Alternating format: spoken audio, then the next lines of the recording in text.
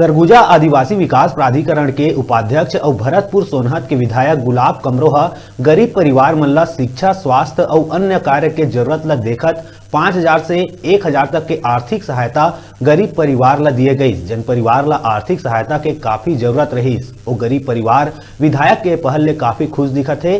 गरीब परिवार अब उच्च शिक्षा, स्वास्थ्य और अन्य सहायता के लाभ उठा सकी। विधायक गुलाब कमरोहा 47 लोगन के नाम ले 5,000 से 20,000 के अलग अलग चेक जारी कर कुल 4,45,000 के आर्थिक सहायता जारी करे है, जेकर वितरण गांव-गांव जाके करे जावत है। इस संबंध में क्षेत्र के विधायक प्रतिनिधि के कहना है कि कांग्रेस पार्टी हमेशा गरीब के साथ है, गरीब के साथ कदम से कदम मिला के ही चलते। विधायक के द्वारा जरूरतमंद गरीब परिवार मन ला आर्थिक सहायता प्रदान आगू भी करे जाही। हमारे क्षेत्र भरतपुर सोनहत के विधायक माननीय गुलाब कमरोहा जी जब अपने प्रवास पे भरतपुर क्षेत्र में आए थे तो बहुत से लोगों ने उनसे आर्थिक सहायता की गुहार लगाई थी, चाहे वो शिक्षा के क्षेत्र में हो या क्रिकेट टीम के खिलाड़ी हों या फिर किसी को उच्च शिक्षा के लिए चाहिए था, स्वास्थ्य के लिए चाहिए था।